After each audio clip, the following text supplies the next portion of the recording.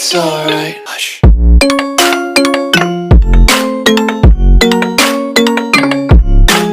जी बता रहे हैं अपनी महिमा कि मैं अपने हीरे मोती लालों को इस संसार रूपी सागर में गोते लगा लगा कर ढूंढ रहा हूँ, खोज रहा हूँ। कलयुग के अंदर उस परमेश्वर ने कौन कौन से हीरे मोती लाल इकट्ठे किए थे। आदरणीय धर्मदास साहिब जी, आदरणीय मुल्कदास साहिब जी, आदरणीय दादू साहिब जी, आदरणीय नानक साहिब जी, आदरणीय गरीबदास साहिब जी, गांव छुड़ानी, जिला झज्जर, हरियाणा वाले। क्योंकि गरीबदास कई हुए हैं जो संत कहलाए हैं, लेकिन वो इनकम्प्लीट थे, वो काल के ही जाल में थे, तो इसलिए इनका पूरा एड्रेस बताना पड़ता है। आदरणीय गरीबदास साहिब जी, गांव छुड़ानी, जिला झज्जर, हरियाणा वाले। आदरणीय गीसा दास साहिब जी, गांव खेखड़ा, जिला मेरठ, उत्तर प्रदेश वाले। ये अपने हीरे लाल परमात्मा ने खोजे, स्वयं ही जाकर के उनसे मिले। कितने दयालु हैं हमारे भगवान। वो हमारे पिता हैं और अपने बच्चों के लिए माता पिता ही कष्ट उठाया करते हैं। जिन माता पिता के बच्चे कुसंगत में गिरकर शराब पीते हैं, घर से धन ले जाते हैं, उसको नाश करते हैं, माता पिता समझाते हैं, प्यार से समझाते हैं, रोते हैं बैठकर, और वो नशे में उनकी एक नहीं सुनता, पास से निकल जाता है। माता पिता देखते रह जाते हैं, कई बार गालियां भी देने लग जाता है शराब के नशे में। तो पुण्यात्मा, हमने इस काल के इस झूठे सुख की भांग पी रखी है, और इस नशे में हम अपने पिता को पहचान नहीं पाते, और हम उनके साथ बदतमीजी भी करते रहे। पुण्यात्माओं, जब आपको ये दास की कहानी जो परमात्मा ने अमर कथा अपनी आप बता रखी है, ये सत्संग आपके हृदय में उतर जाएगा, आपको ये सब बातें सच्ची लगेंगी, क्योंकि ये सच्ची हैं। आपकी आंखों में आंसू आया करेंगे जब कभी एकांत में परमात्मा की लीला से आप मनन किया करोगे। वो परमात्मा अनंत कोट ब्रह्मांड का मालिक हमारे लिए भटक रहा है, हम उसको पहचान नहीं पाते, क्योंकि इस काल भगवान ने, ज्योति निरंजन ने हमारे ऊपर एक विशेष प्रभाव डाल रखा है 3 गुणों का, और उसके बाद हमारे अंदर अज्ञान भरवा दिया, परमात्मा निराकार सिद्ध करवा दिया। उसके ढोल के डंके पर किसी से सुन लो, हिंदू, मुसलमान, सिख, ईसाई, परमात्मा तो निरंकार है, वो तो निराकार है, दिखाई नहीं देता। जबकि सबके सदग्रंथों में परमात्मा नर आकार है, मनुष्य दृश्य है, और सह शरीर है, ऊपर सतलोक में रहता है, वहाँ से गति करके नीचे आता है। आपको थोड़ा सा ज्ञान सुनाते हैं कि वो परमात्मा कैसी लीला करता है, कहाँ प्रमाण है। आपको दिखाते हैं ऋग्वेद के अंदर कि वो परमात्मा कैसी लीला करता है, फिर आपको आसानी से समझ में आएगा। देखिएगा, ऋग्वेद मंडल नंबर 9, 10 ये इकट्ठे ही अनुवाद किए हैं। ये कहाँ से प्रकाशित है? प्रकाशक है सर्वदेशी कार्य प्रतिनिधि सभा, महर्षि दान भवन, रामलीला मैदान, नई दिल्ली से। मुद्रक prince offset printers, 1510 Pataudi house, Daryaganj, New Delhi से, यहाँ से छपी है। अब देखिएगा, ऋग्वेद मंडल नंबर 9, सूक्त नंबर 86, 86 का मंत्र नंबर 26 में क्या कहा है? यज्ञ करने वाले यजमानों के लिए परमात्मा, यज्ञ करने वाले मतलब जो धार्मिक अनुष्ठान करते हैं भक्त, भक्ति करने वाले भक्तों, यजमान माने भक्तों के लिए परमात्मा सब रास्तों को सुगम करता हुआ उनके विघ्नों को मर्दन करता है, उनके संकटों का नाश करता है, उनको पवित्र करता हुआ और अपने रूप को सरल करता हुआ वह कांति में परमात्मा। ये कबीर, इसको कबीर, ये देखो यहाँ लिखा है कबीर, हम बोले कबीर, हम वह बोले हैं वह को, इसका इन्होंने संधि छेद करके यो बना दिया कवि, कबीर। जैसे पुनः कहो चाहे पुनर्जन्म कहो, पुनः जन्म, तो ये कबीर कहो, इसको र लगा के नीचे हलंत लगा दें तो कबीर भी बोल सकते हैं। तो इसका अर्थ इन्होंने सर्वज्ञ कर दिया था, यहाँ लिखना चाहिए था कबीर देव। अब देखो एक यजुर्वेद के अंदर इस महर्षि दयानंद ने ही यजु का अर्थ यजुर्वेद किया है, वो सही किया है। देखिएगा ये यजुर्वेद है, महर्षि दयानंद सरस्वती द्वारा इसका अनुवाद है। प्रकाशक हैं सार्वदेशिक कार्य प्रतिनिधि सभा 2/5 महर्षि दयानंद भवन रामलीला मैदान नई दिल्ली, ये दूरभाष। ये महर्षि दयानंद सरस्वती द्वारा इसका अनुवाद है। मुद्रक prince offset printers 1510 Pataudi house Daryaganj New Delhi से। अब देखिएगा यजुर्वेद के 36वें अध्याय के 6300 अध्याय यानी 36वां अध्याय है।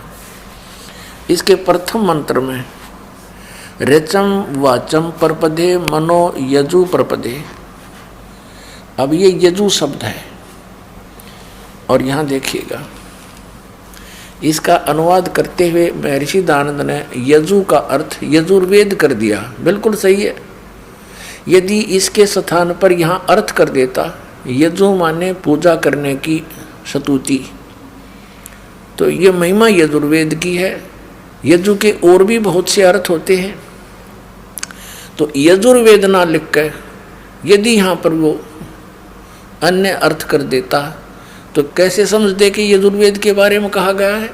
तो यजु, जैसे यजु को यजुर्वेद लिख दिया, और जैसे यहाँ देखिए इसकी जिल्द पर भी यजुर्वेद लिखा है।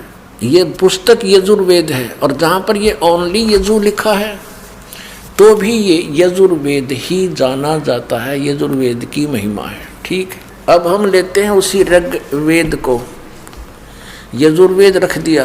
अब इस पर हम फिर आ जाते हैं ऋग्वेद मंडल नंबर 9 सुख 86 मंत्र 26 पे। यज्ञ करने वाले यजमानों के लिए, भक्तों के लिए परमात्मा सब रास्तों को सुगम करता हुआ उनके विघ्नों को यानी संकटों को मर्दन करता है, नाश करता है, उनको पवित्र करता हुआ और अपने रूप को सरल करता हुआ आर्य समाज के लोग और साथ में दयानंद परमात्मा को निराकार बताता है और वेदों को सही मानता है। वेद बता रहे हो तो साकार है, अपने रूप को सरल करता है, क्योंकि सतलोक के अंदर तीसरे मुक्ति धाम में जहाँ परमात्मा रहता है वहाँ उनका शरीर मनुष्य सदृश है। एक रोमकूप में करोड़ सूर्य मिला दे, करोड़ चंद्रमा, तो परमात्मा के उस रोमकूप के रोशनी से भी फीकी पड़े, इतना तेजों में शरीर है। और वो परमात्मा एज इट इज न्यू का न्यू आ जाए यहाँ पर तो हमारी आंखें बंद हो जा, जैसे उल्लू को सूर्य नहीं दिखता, वो देख ही नहीं सकता। तो इसलिए यहाँ आकर अपनी लीला करने के लिए, हमें यथार्थ ज्ञान देने के लिए, अच्छी आत्माओं को मिलने के लिए अपने रूप को हल्का तेज पुंज का बनाकर आता है। तेज पुंज अन्य दे धरकर इस विध हमको भेंट ही। तो यहाँ देखिएगा अपने रूप को सरल करता हुआ वह कांति में परमात्मा, यो कबीर देव लिखना था यहाँ पर, कबीर देव, हम उसको कबीर साहब बोल रहे हैं। देव माने परमेश्वर, भगवान वो कबीर भगवान, कबीर देव लिखना था, कबीर देव लिख देते न शर्मावती था, कबीर देव लिख देते। विद्युत के समान क्रीड़ा करता हुआ वर्णीय पुरुष को प्राप्त होता है, अच्छी आत्मा को मिलता है। देखिएगा अब 27 में बताया कि परमात्मा रहता कहाँ है। जो परमात्मा तेज पुंज परमात्मा, तेज पुंज का परमात्मा है, जो परमात्मा ध्युलोक के तीसरे पृष्ठ पर विराजमान है, ओह सतलोक में बैठा है, वहाँ रहता है वो। अब देखो ऋग्वेद मंडल नंबर 9 और सूक्त 82 में, ऋग्वेद मंडल नंबर 9 और सूक्त 82 का यह मंत्र नंबर 1 है। जो सर्वोत्पादक प्रभु, सबकी उत्पत्ति करने वाला परमेश्वर, प्रकाश रूप है, तेजो में शरीर युक्त है, सद्गुणों की वृष्टि करने वाला, पापों का नाश करने वाला, पाप हरण करने वाला है, वह राजेव, राजा के समान राजेव। ये देखना, ये हम पढ़ रहे हैं 269 पे, नए नकली फेरने होंगे और कोई सा प्रश्न दिखा दिया होगा। ये 270 देखो, राजा के समान दर्शनीय है, वो देखने जोगा राजा जैसा, यानी मनुष्य दृश्य है वो भगवान। और वह पृथ्वी आदि लोक लोकांतरों के चारों ओर शब्दमान हो रहा है। वह वर्णीय पुरुष को, अच्छी आत्मा को, जो दृढ़ भक्त है उसको पवित्र करता हुआ प्राप्त होता है, यानी अच्छी आत्मा दृढ़ भक्त उसको मिलता है। जिस प्रकार विद्युत स्नेह वाले स्थानों को आधार बनाकर प्राप्त होता है। अब देखो स्पष्ट कर दिया, जैसे आकाशीय बिजली, जैसे आकाशीय बिजली ऐसी धातु पर गिरती है जहाँ उसका अट्रैक्शन होता है, और जगह नहीं गिरती वो। जैसे पुराने समय में पहले कांसी धातु के बेले और थाली हुआ करती थी। वर्षा के दिनों में कोई थाली या बेला बाहर रह जाता था घर से आंगन में, हमारी दादी जी कहती थी हमारी माता ताई जी को, काकी जी को, कि वो थाली अंदर रख दो ना तो बिजली गिर जाती है इस कांसी धातु पर। तो यही उदाहरण दिया है वेद में कि वो परमात्मा ऐसे अट्रैक्ट होता उस पुण्यात्मा पर जो अच्छी आत्मा है, और उन्हीं को मिलता है, क्योंकि वो दृढ़ भक्त होते हैं। जो कह दिया भगवान ने वो टस से मस नहीं होते। जैसे परमात्मा ने इन सभी पुण्यात्माओं को, जिनको वे मिले थे, आदरणीय धर्मदास साहिब जी को, आदरणीय अमलुकदास साहिब जी को, आदरणीय नानक साहिब जी को, आदरणीय दादू साहिब जी को, आदरणीय गरीबदास साहिब जी गांव छुड़ानी जिला ददर हरियाणा वाले को, आदरणीय गीसा दास साहिब जी को गांव खेकड़ा जिला मेरठ उत्तर प्रदेश वाले, इनसे कहा था। जैसे धर्मदास जी को कहा, वो तो रिटर्न में हमारे पास है, बाकी यह सलाह सभी को दी थी परमात्मा ने कि धर्मदास मेरी लाख दुआई, ये मूल ज्ञान की तबार ना जाई, ये मूल मंत्र, मूल ज्ञान, सार नाम, ये किसी को बताना नहीं, तुम जाप करते रहो। इसी प्रकार आदरणीय नानक साहब जी से कहा था कि ये मंत्र अभी किसी को डिस्क्लोज ना करना, नहीं तो पिछली पीढ़ी हंस नीते रही। तो उन पुण्यात्माओं ने परमात्मा के लिए न्योछावर हो गई वो। जैसे नानक साहिब जी ने सतनाम 2 अक्षर के मंत्र का किसी भी सिख को उसकी आवाज़ नहीं लगने दी, एक बार बोल के अवश्य सुना दिया, प्रमाणित करने के लिए विधि नहीं बताई। मर्दाना ने जब वो जाप करने शुरू किया तो उसको सजा भी मिल गई। इससे भय बन गया पूरे सिख समाज में कि इस नाम का जाप भूल कर नहीं करना। यदि ये गुरु ग्रंथ साहिब में वाणी प्राण सिंह वाली आ जाती तो ये नकली पंथ, राधा स्वामी पंथ, धन धन सतगुरु पंथ, या दूसरे पंथ जो पनपे हुए हैं, जैसे ये बालगेश्वर वाला पंथ, अंसा देश वाला, सतपाल वाला, और बाकी ये नकलची हैं सारी, आसाराम जैसे और सुधांशु जैसे, ये सारे ये नाम शुरू कर देते। अब नाम से मोक्ष होना, बीज से पौधा बनेगा। अब आम के बीज से आम का पौधा बनेगा, आम का पेड़ बनेगा, बबूल के बीज से बबूल का बनेगा। तो नाम से मोक्ष होना, नाम इनके सब के नकली, तो ये सब यूजलेस है उनकी साधनाएं। अब फेल हो गए सारे। बुद्धिमान समाज है आज बहुत जबरदस्त, जिसने ऐसे आइटम बना लिए, इंटरनेट, कंप्यूटर, ऊपर सैटेलाइट, यहाँ बैठे पता नहीं कहाँ का देख लेते हैं। और जब इनको पता चलेगा कहाँ डरे डोरे हो, ये साइंस कितना काम देगी तुम्हें। अगर 2-3 वर्षा ना हुई तो सब फेल हो जाएंगे। इंटरनेट इनको देखने भी ना रहेगा, टक्कर मारे मारे मरेंगे। और भगवान प्रसन्न रहेगा तो कुछ नहीं होगा, यहाँ भी सुखी और सतलोक में चले